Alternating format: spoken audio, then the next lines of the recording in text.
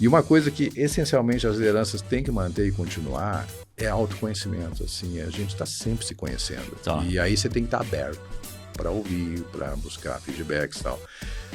Então, para mim, é propósito, é legado, é exemplo a seguir e o último que eu vou colocar, porque talvez seja mais importante, assim, você desenvolver teu time e causar impacto positivo na toda a equipe. Eu já vi em algum momento, você deve ter visto carreira, liderança que trabalhava para o seu sucesso.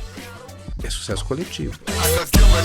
Você está contratado, o podcast sobre carreira, liderança e futuro do trabalho.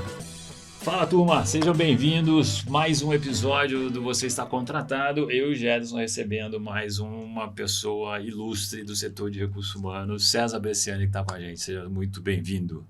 Obrigado, Marcelo. Obrigado, Gedson, pelo convite. É muito bom estar aqui com vocês, né, contribuindo para essa nobre jornada da gente falar de carreira de pessoas.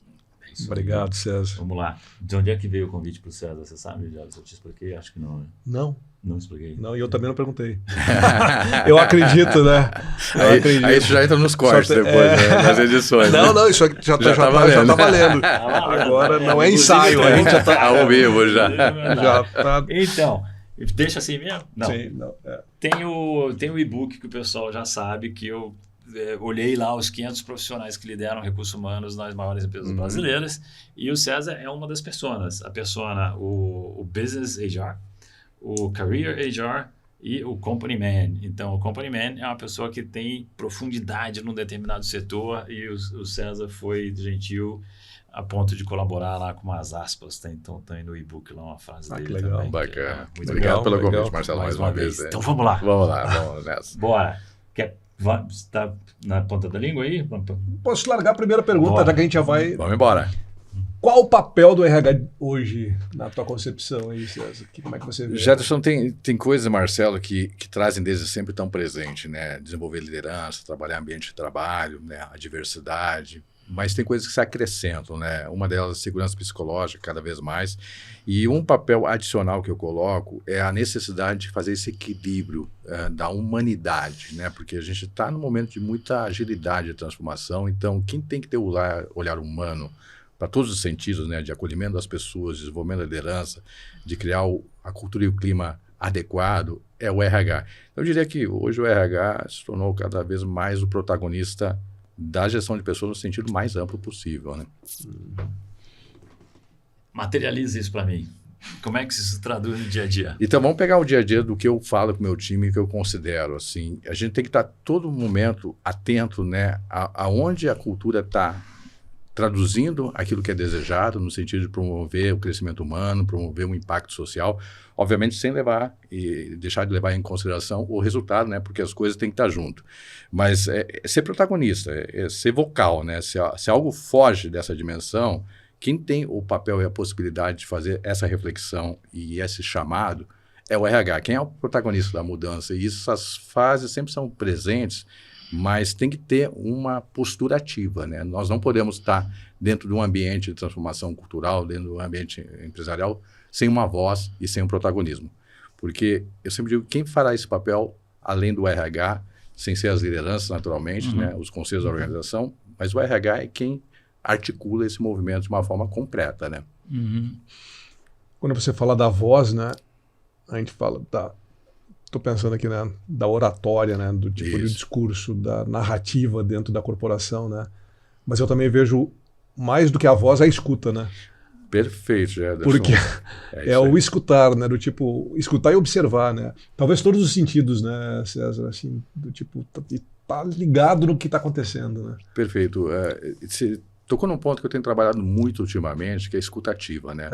Porque a gente, depois de um tempo de experiência, pega, no meu caso que tem bastante experiência, a gente mais ou menos sabe, né, a fazer as leituras, mas a gente não pode se isolar nessas leituras. Então, essa voz, ela tem que ser uma troca, né? A gente ouvir efetivamente de forma genuína, né, o que está presente. E é um risco a gente assumir algumas coisas, né? Isso. Porque aí, Marcelo, assim, você chega com fórmulas prontas.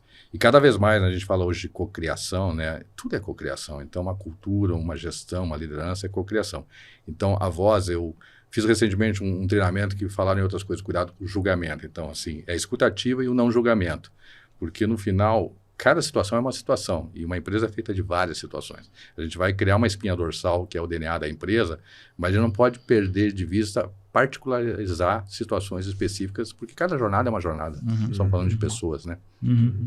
E não forçar essa jornada também, né? Perfeito. Eu acho que também é, do tipo assim, às vezes a gente quer fazer um movimento top-down, né? Do tipo, ó, nossa cultura é essa e vai ser implantada dessa forma, Perfeito. né? Senão você perde a legitimidade, né? E até a experimentação, porque eu costumo dizer também, né, que é mais fácil você testar e escalar os conceitos do que tentar fazer o Big Bang, né? E eu tenho uma frase que eu uso muito com meus times também, para as coisas tem um tempo, para as pessoas tem outro, né? Então a gente dormir com isso, né? Então, na medida que você tem algo para ser feito, gasta um tempo na elaboração. Porque também o mundo atual nos cobra tanta velocidade e tanta entrega rápida que é necessário para os negócios, mas para as pessoas o tempo é diferente, né? Então, essa questão da velocidade e do escalar o processo é importante, porque senão a gente corre em risco de fazer só, em inglês, né, o check in the box, né? Porque não dá para ficar feliz só com uma entrega, tem que ficar feliz com o resultado efetivo, né? Então não pode ser aquela coisa que você visualiza como uma entrega, mas ela não tem substância e consistência, né? Tem que parar em pé e ser sustentável, né? E quando é entrega, fica muito estático também, né? Tipo assim, entregou, acabou, né? É início, meio e fim, né? Só que não é, né? É jornada, né? Jornada. Então, tipo assim, e aonde isso vai me levar, né? E agora? O que mais você tem para me desafiar, né? E a experiência, né? A gente fala muito em experiência. A gente, como cliente, a gente pensa nisso. Na relação humana também é uma experiência, né? Vale para nossa família e vale para uma empresa. É uma jornada que ela tem várias altos e baixos, paradas, ela é circular e crescente, mas ela não é estática, né? E às vezes não faz sentido, né? Não. Então, não, tem ciclos, tem ciclo, tem coisas assim, tipo, cara, isso aqui não tá fazendo sentido para mim, mas... E aí vai também do colaborador e da organização fazer um combinado do tipo, olha, pode não estar fazendo sentido para você nesse momento, mas pensa no médio prazo, no longo prazo, se pode não voltar a fazer sentido, né? Justo. Porque a percepção, quando ela é momentânea, ela perde a perspectiva mais ampla, né? Porque hoje mesmo eu estava falando sobre governança e compliance. Às vezes você tem uma decisão a tomar que é situacional mesmo, mas é entender o movimento de uma forma mais ampla, né? E aí, de novo, né, o olhar mais profundo, o olhar mais humano é necessário, porque o mundo está nos cobrando muita velocidade, muita instantaneidade. É um risco, né? Para tudo, né? Então, é esse equilíbrio, né? Ser rápido, mas sem perder a profundidade. Então, né? você está tocando agora num ponto que eu queria trazer. Você acabou de falar de velocidade, é até mais do que velocidade, né? Instantaneidade. Então. E há pouco você falou, vamos dormir com isso? Sim. Então, e você já te ouvi falar isso, vamos dormir com isso mais de uma vez, inclusive, né? Então, aprofunda um pouquinho essa coisa do vamos dormir com isso versus essa necessidade, parece ser uma necessidade de responder instantaneamente. É interessante porque muitos gestores e outros, eu faço muita mentoria, começaram a usar essa abordagem, porque é que eu digo, quando você trata de pessoas, são tantas variáveis que estão na mesa e a particularização e olhar na profundidade, que você não pode ser instantâneo na decisão. Então, muitas vezes quando algum gestor vem me procurar, sabe como você fala, estou te passando a situação, vamos dormir com isso e pensar na melhor solução? Então, é uma condição que eu aprendi, porque eu sempre digo, uma situação que é de risco, de crise, de gravidade, aí esquece esse conceito, aí a solução tem que ser rápida, porque você não pode esperar para resolver algo que tem que ser resolvido agora. Então, é diferente da prontidão para a reação de uma situação que precisa de uma reação rápida. Mas é o respeito à situação de que você possa elaborar e trabalhar o conceito de uma forma melhor para chegar na melhor decisão. Invariavelmente, no dia seguinte a decisão chega e não é nada místico, mas é algo assim de processamento mental mesmo, né? E aí duas pessoas pensando, sempre duas pensando é melhor do que uma, né? Você tem dois movimentos de reflexão para chegar numa solução. Essa questão de esperar, muitas vezes resolve um problema, inclusive. O não fazer nada, o problema se dissolve. Perfeito. Ele vira metade às vezes, né, Marcelo? É incrível isso. Só que agora você não precisava movimentar mundos e fundos e tal. E, às vezes a solução aparece espontaneamente, né? E não é abrir mão da tua atuação no tema, verdade. Né? Mas é você respeitar o tempo do problema, né? Mas também Acho que até eu já usei, eu falei assim, eu ia falar, tipo, mas também escuto, não, mas eu já usei essa palavra, que tipo, quando a gente fala também pra pessoa, tipo, olha, eu não vou dormir com isso. Não era tipo, vou dormir com isso, mas também o contrário, não era tipo assim, não, eu quero resolver agora. Esse é um assunto papo reto que eu preciso ter agora e não vou dormir com isso. Boa. Eita, e eu aí, não quero nunca ouvir isso dele. Putz, e aí, Gerson, uma diferença que eu faço é assim, a hora, que impacto você gera no outro, né? Se é o momento que você está indo pelo fígado, eita, para e pensa. Porque é bom para você, mas não é bom para o outro. Então, assim, eu uso muito a intencionalidade. Tem hora que eu não durmo mesmo porque eu quero marcar uma posição. Tem uma coisa que eu não gostei, pode ser em qualquer cenário. Não vou deixar para amanhã. Só, olha, não foi legal o que foi feito. Aí tem uma intencionalidade. Mas eu sempre considero o outro. O que eu estou fazendo vai ajudar o outro ou vai atrapalhar ele? Porque eu estou atendendo a minha necessidade. Mas é a necessidade do outro. Porque, de repente, eu destruo uma pessoa, porque naquele momento eu estou agindo pelo fígado, e vou para casa com tudo resolvido. Mas alguém foi para casa menor do que chegou, né? E eu saí maior. Então, essa questão, para mim, é um ponto de equilíbrio, né? O olhar para o outro. Estou sentindo aqui uma vibe de bom negociador. Sério, vai ser um bom negociador. Não, de bondade, tá me passando. Foi negociador? Eu fui negociador trabalhista há alguns anos. Assim. Na minha carreira eu tive de tudo, né? Eu já fui todos os papéis possíveis e uma época foi negociador sindical também. Nem tudo aquilo que você queria falar, você falou, né? Não. Mas é interessante, né? Que essas coisas... E é treino, né? É treino e ao mesmo tempo é crença, né? Porque tem coisas que você já desenvolve, né, do início, tem outras que você adquire na jornada, né? Então é interessante, porque tudo é movimento, né? No final, nunca para, né? Boa. Aquela questão que você falou da jornada está presente de novo, né? Fala, então, vamos voltar um minutinho na persona, né? Você, claro. Você tem muitos anos desse setor e aí, né, voltando lá no meu estudo, tem um grupo que não é muito grande de profissionais de recursos humanos que tem essa profundidade. Sim. Como é que... por vários motivos, né? Pode ser a própria empresa, pode ser o setor que é regulado, né? E aí isso... Mas então, aí eu já estou quase entrando no que eu queria te ouvir, né? Claro. De o porquê disso, né? Ou quais são os benefícios e em que momento isso faz sentido, a profundidade versus ser um generalista. Não, bom ponto, Marcelo. Eu já me fiz essa pergunta várias vezes e eu chego a uma resposta que serviu para mim, mas eu fui especialista e fui generalista várias vezes, a tal da carreira em W, né? E eu gostei disso, porque eu acho que é bom experimentar os dois lados da cadeira, né? Então, tem hora que você define algo, tem hora que você implementa, e isso é muito útil. Eu decidi muito tempo atrás, porque eu tive carreiras longas nos negócios que eu atuei, mesmo no atual, eu decidi dois critérios que me manteriam em qualquer projeto. Obviamente, ou parece óbvio, mas assim, foi a minha linha de decisão. Tudo que me mantivesse motivado e que eu acreditasse naquele sentido. Então, sempre quando eu tenho um processo de transformação, eu sempre me pergunto, eu continuo motivado e continuo acreditando no que eu estou fazendo? E é isso que vai me dando a questão de continuidade naquilo que eu faço. Agora, voltando para a questão da carreira, eu acho que o equilíbrio das duas experimentações são super válidos. Mas eu respeito muito também quem tem uma carreira super técnica. E cada vez mais as empresas percebem, né? À toa que a gente desenvolveu já desde muito, né? Carreiras em Y, né? Porque cada foco tem um benefício, né? Tudo é escolha e renúncia, né, na vida. Então, muito mais o que faz sentido para você. Então, o que eu aprendi em aconselhamento de carreira, eu falo muito mentoria, tudo assim, o que te faz feliz, né? No final do dia, né? Porque não tem o certo e errado para os outros se não fizer certo e errado para você, né? Quem de nós já não passou por situações de carreira, às vezes querer direcionar para a carreira para um lugar, a pessoa não querer ir para aquilo. Ou Sim. ir porque achou que era necessário ir e depois não ser o melhor para ela em termos de felicidade e crescimento, né?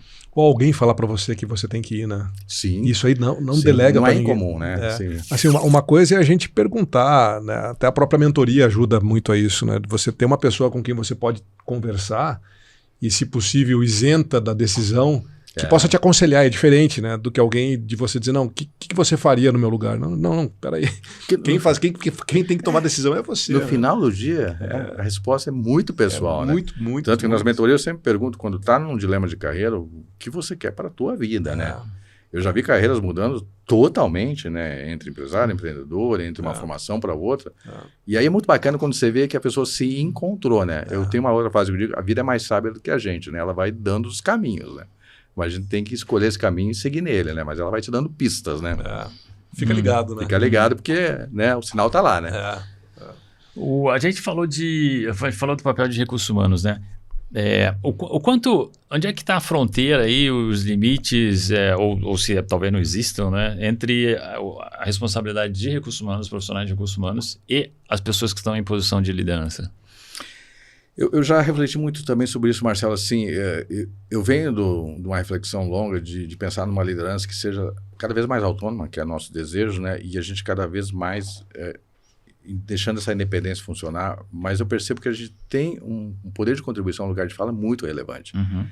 E eu vejo que nosso papel está completo quando as pessoas gostam da nossa contribuição, né? Quando você tem uma forma de interação com as lideranças que eles veem valor agregado, né? Então, hoje eu estou nesse equilíbrio, assim, estar sempre promovendo o desenvolvimento, mas me colocar à disposição de apoiar a liderança como alguém que está olhando a atuação dele de fora com o intuito de ajudar. Porque quem fará esse papel sem ser o RH, né? É difícil você fazer isso com o teu líder, com teus pares, com teus liderados, porque é um local de alta vulnerabilidade. E aí ter o RH como esse parceiro de jornada, eu acho que tem um valor enorme. E eu valorizo muito, me coloco à disposição hoje nesse papel. Eu vejo os times que eu trabalho, a mentoria, porque daí é uma jornada não solitária, porque a liderança por si só já é uma jornada solitária, né? Por mais que você trabalhe todas as técnicas da liderança, tem um momento que é você com você, né? E você precisa ter um alter ego. E aí o RH é um caminho bom e adequado para fazer esse contraponto de reflexão da jornada, né?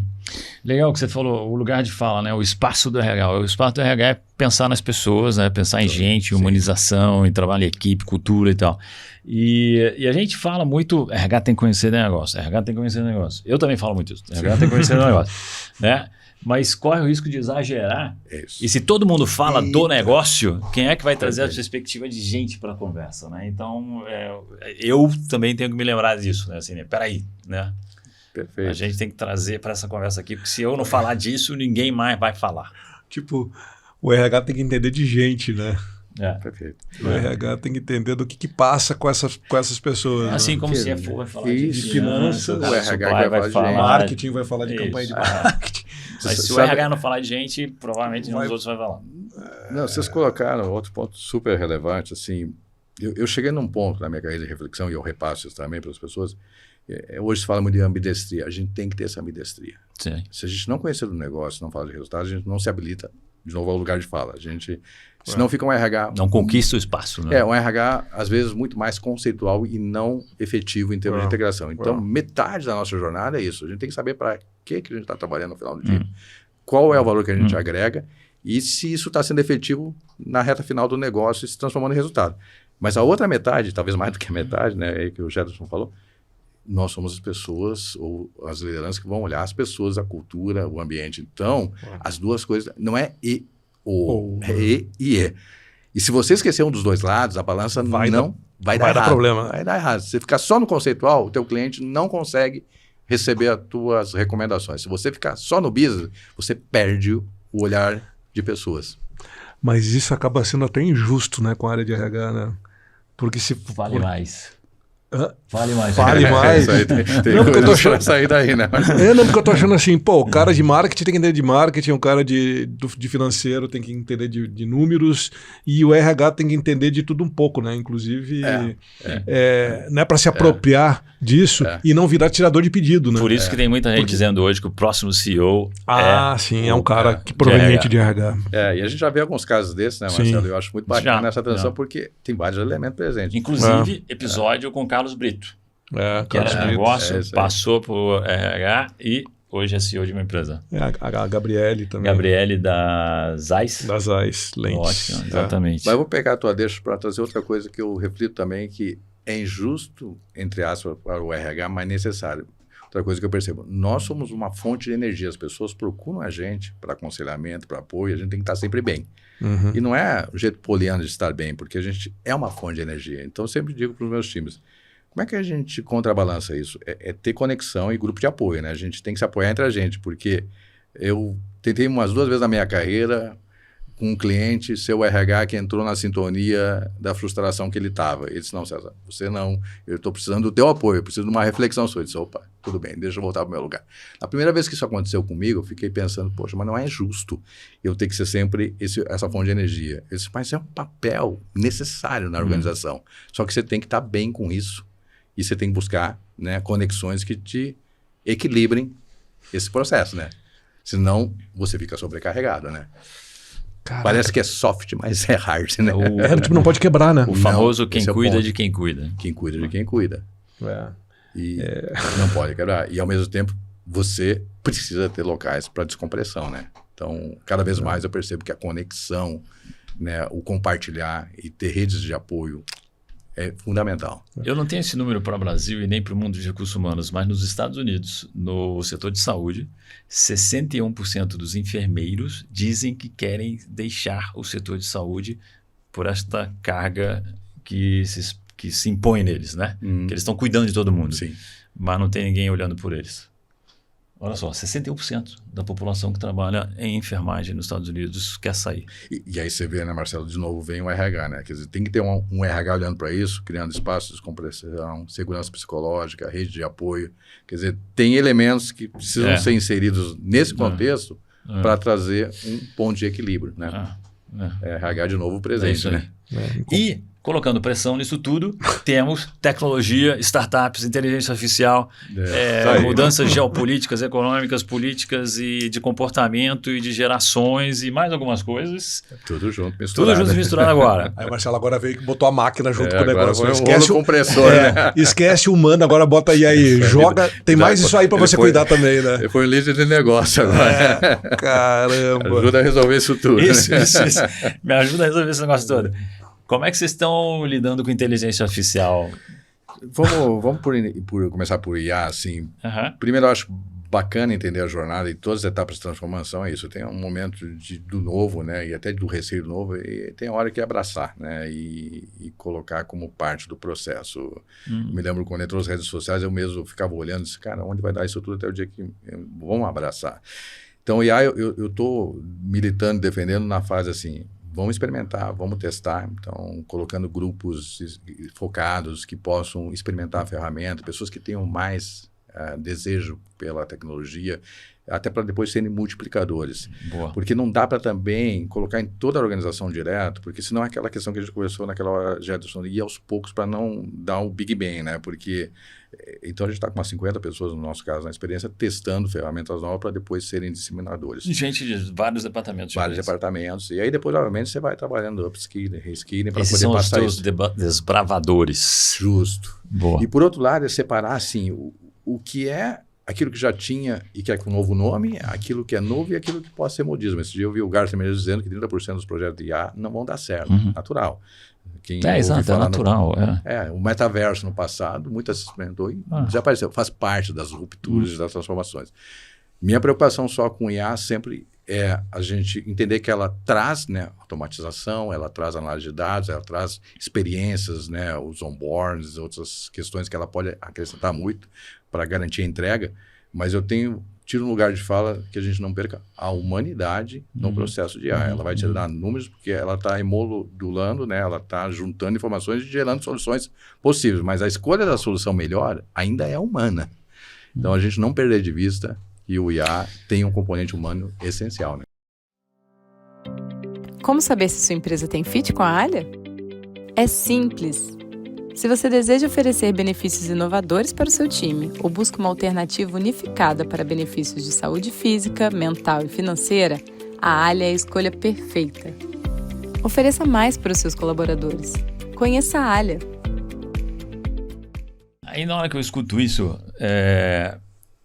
e aí voltando nos riscos da inteligência artificial, fraude, alucinação, discriminação e outros tipos de vieses, substituir pessoas, mudar radicalmente o trabalho de outras pessoas, para mim, isso tudo tem a ver com o humano. Sempre. Então, eu defendo um lugar importante para recursos humanos nessa discussão de quais são os elementos protetores, né, da inserção dessa tecnologia no mundo do trabalho.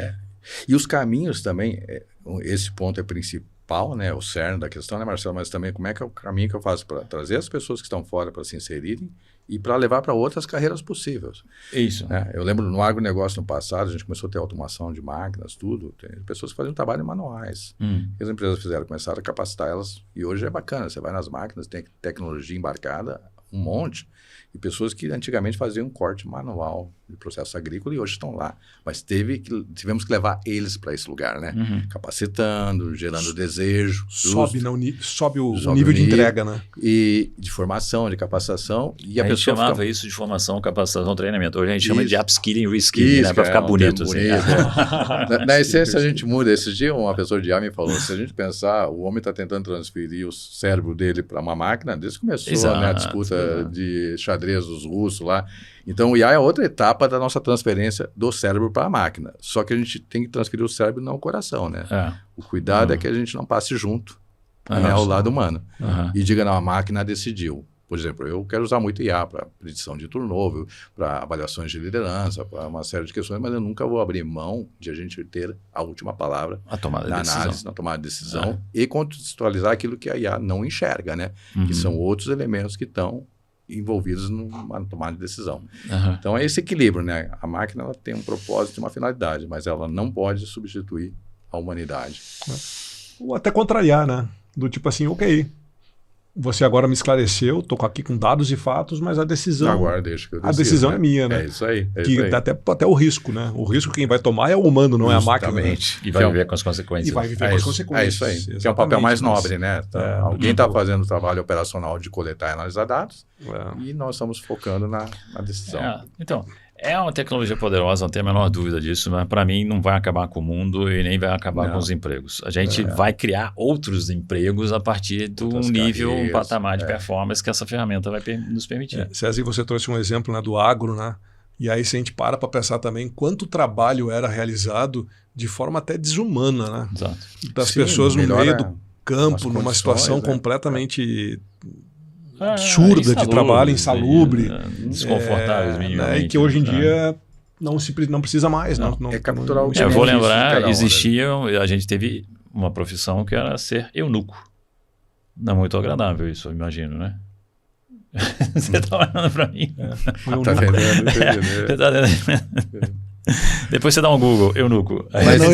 Mas eu acho que o ponto de é importante assim, tem um grupo que se movimenta para esse lugar com esse apoio que não esperava chegar lá. Esse dia eu estava num grupo, a gente fez uma capacitação de mulheres da comunidade para automação agrícola. E eu perguntei para elas o que elas estavam achando disso. Olha, eu nunca me vi com a possibilidade de estar nesse lugar e com a capacidade de fazer isso. Então a possibilidade estava lá e a capacidade estava lá, mas tinha que ter um agente integrador, né?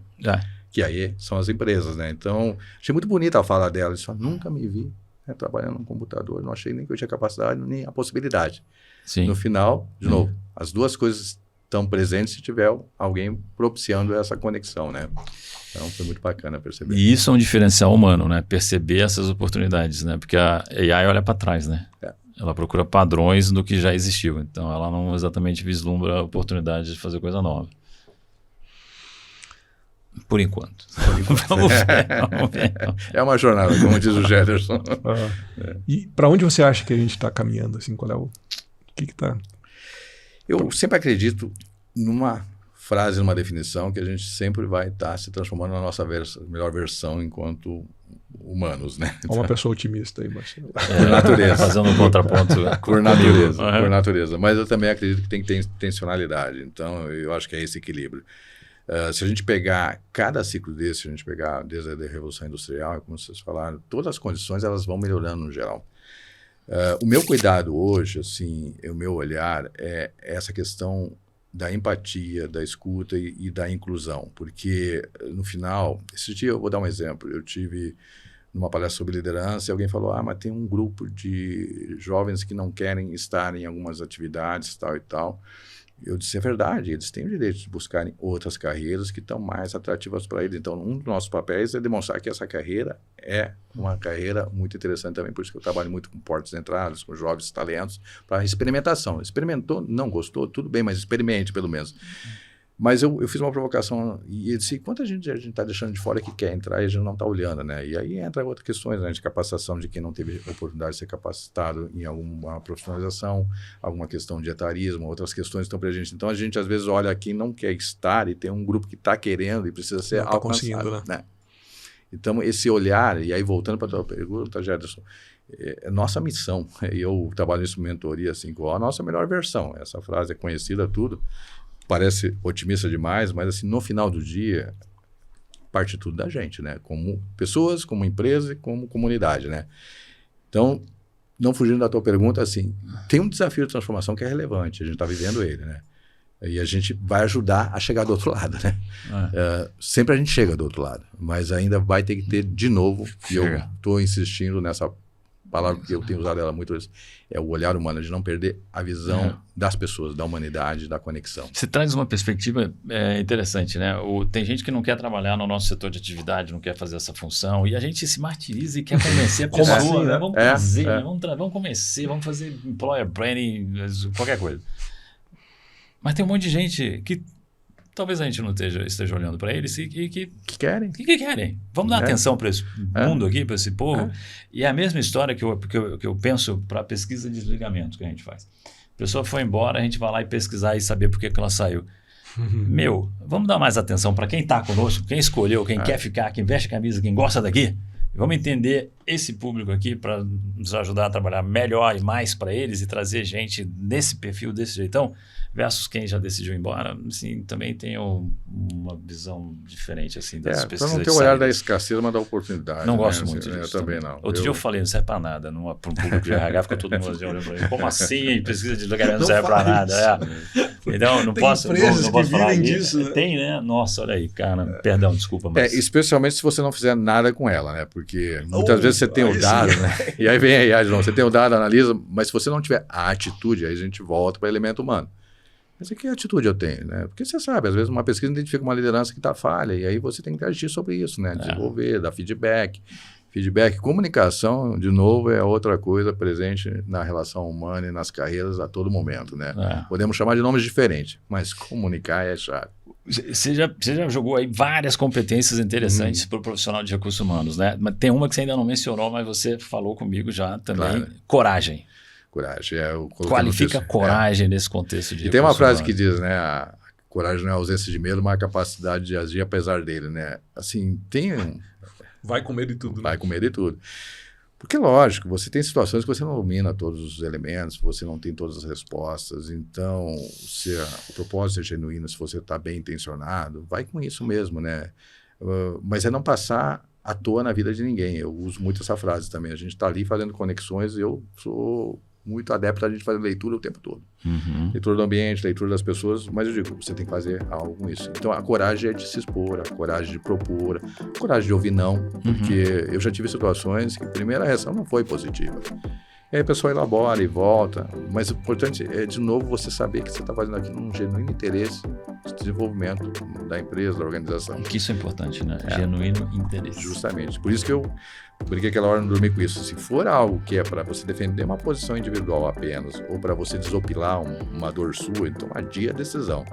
Mas aí vem a questão de ser vocal. Então a coragem para mim está dentro do lugar de fala, de você ter o espaço e de você querer promover a mudança.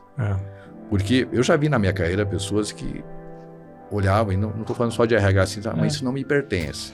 Mas aí quando você começa a escolher o que não te pertence, você vai se fechando muito no mundo que é mais limitado, né? Então, ampliar o seu horizonte com lugar de fala, com coragem de transformação, mas é poder transformar e querer transformar. As duas coisas têm que estar junto, né? Então, e não querer fazer algo, enfrentar algo, é falta de coragem no final, né? E já é fazer algo, né? Na hora que você não faz algo, você já fez algo. Você aceitou algo. Você decidiu não agir, você está agindo, na verdade. E aí, isso tem uma consequência muito profunda. Vamos pensar em questões de cultura, clima, ética e compliance. Se você não se posicionou em um momento que você era a única voz que poderia trazer aquele ponto para uma ação e uma reflexão, você já agiu e é uma reflexão pessoal interessante, né? Por quê? Por que não está se posicionando? Avaliar e entender isso. E deixou espaço para alguém fazer, né? Justamente. Talvez e às vezes até gera o pior, não fazer. Você sabe que... A omissão, né? Que também é o preço da omissão. Quando também, eu olho né? assim as jornadas, os pontos que eu vejo que, na minha experiência, foram mais impactantes, não foram onde se fez algo, onde não se fez algo. Esses foram que deixaram mais dor, quando algo estava presente e alguém não levantou a mão e agiu sobre aquilo. Né? Então aí... Mas aí a gente volta para a segurança psicológica, né? As empresas e as culturas têm que ter elementos de proteção, sustentação, canais que as pessoas possam se manifestar e locais de segurança. Então, eu sei que tem situações que vai ser difícil se posicionar, às vezes, perante um líder, uma situação que está desconfortável, mas aí tem outras redes de apoio. Importante aí, de novo, é ter esse ambiente que permita esse lugar de fala. Né? Não, tudo que você está falando agora, para mim, leva à questão de liderança. Né? Para mim, tem um monte de coisa aí que são características de um líder. Né? Então, mas aí, colocando essa pergunta para você diretamente, assim, né? Quais são características que você vê num bom líder? Perfeito, Marcelo Jefferson. Pegar em liderança, tem coisas que são bem tradicionais, mas elas continuam valendo desde sempre, né? A gente sempre falava, líder nasce pronto, não nasce pronto. Assim, eu cada vez mais me convenço que liderança se desenvolve. Tem características que você nasce com elas. Um bom comunicador, porque é mais expansivo, uma pessoa mais carismática. Tem habilidades pessoais que são suas inerentes. Mas eu não tenho mais dúvida que liderança se desenvolve e muito, né?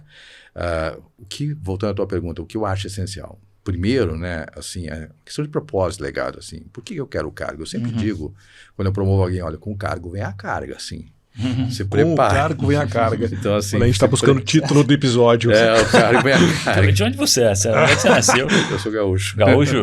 Você sabia? Você não sabia? Não, já não tenho sotaque, né? O sotaque não entrega tanto. De onde você é? Porto Alegre. Porque... Eu sou de Cruz Alta. Olha aí, Cruz Alta. Estereotipando, né? O mineiro é que tem muito dessas frases. Eu tenho assim, muitas frases, eu adoro frases. Gaúcho também tem, Jonas? Assim, muito... Tem um pouquinho, a gente tem um pouquinho. Tem muito Com o cargo vem a carga, tá ótimo. E aí a missão da liderança tem uma carga. Que é, de novo, você está disponível para as pessoas, você tem um legado, se você seja exemplo a seguir. Então, já estou falando a tua resposta, assim, que exemplo eu quero deixar, como é que eu quero ser percebido, que legado eu quero construir. E uma coisa que, essencialmente, as lideranças têm que manter e continuar é autoconhecimento. Assim, a gente está sempre se conhecendo. Tá. E aí você tem que estar aberto para ouvir, para buscar feedbacks e tal. Então, para mim, é propósito, é legado, é exemplo a seguir e... o último que eu vou colocar, porque talvez seja mais importante, assim, você desenvolver teu time e causar impacto positivo na tua equipe. Eu já vi em algum momento, você deve ter visto carreira, liderança que trabalhava para o seu sucesso.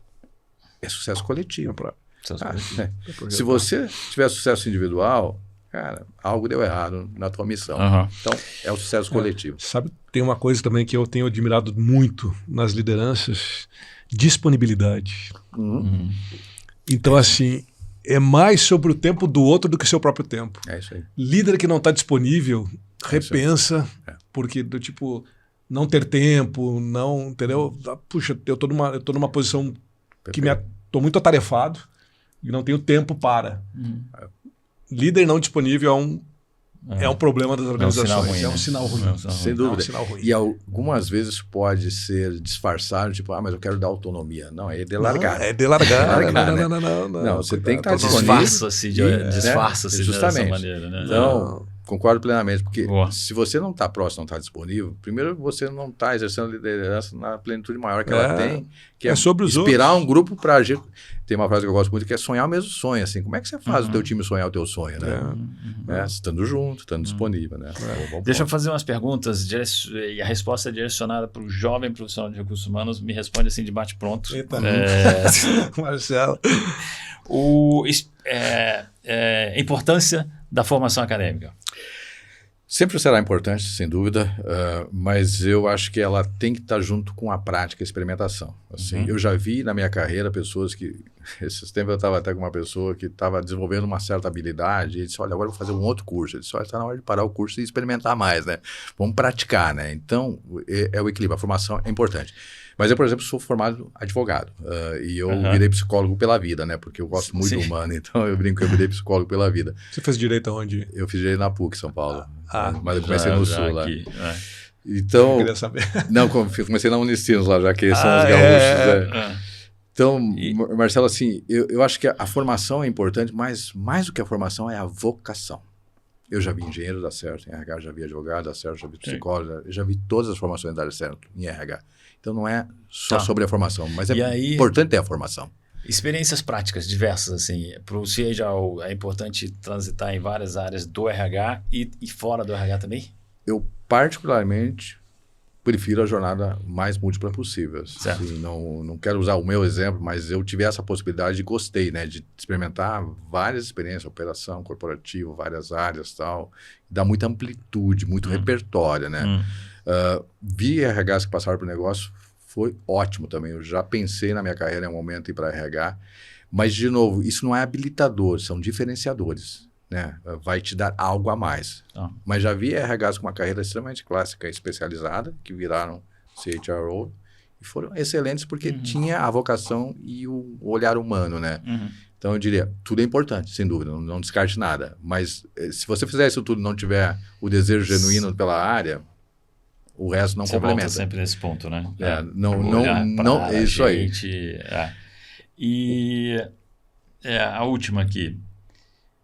Algum setor de atividade que te atrai hoje assim como um bom setor para começar uma carreira? Vai aprender mais por conta disso? De novo, eu acho que é muito a escolha pessoal, né? Porque você tem startups, você tem empresas consolidadas, capital de base e todas elas têm algo para te oferecer. E eu acho que tem muito a ver com o estilo pessoal. Eu estou com meu filho agora entrando no mercado financeiro, por exemplo.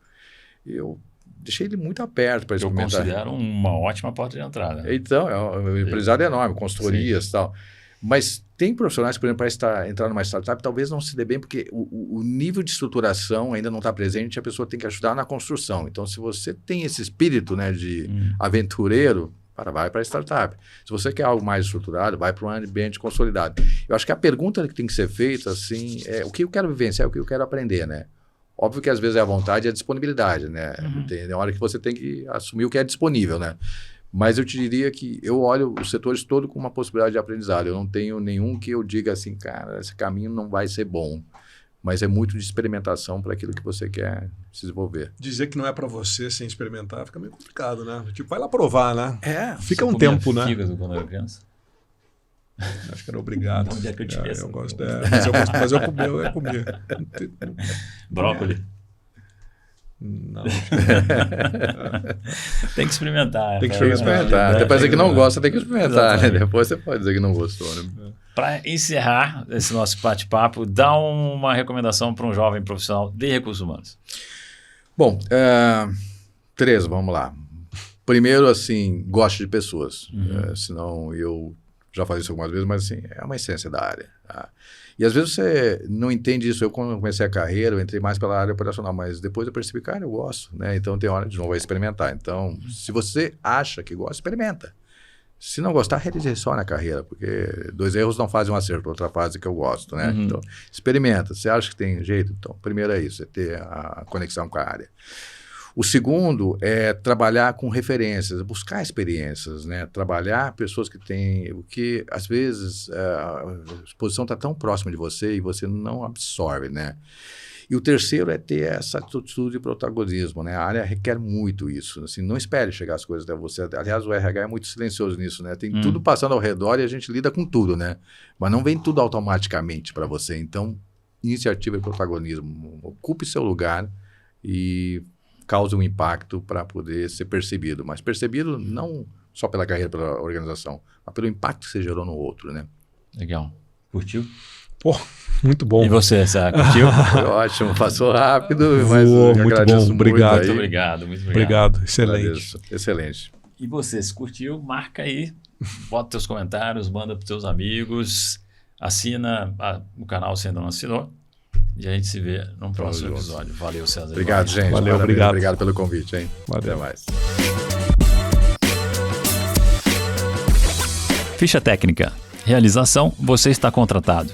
Apresentação, Gerson Beck e Marcelo Nóbrega. Cinegrafia e áudio, Juscelino Gonzalez.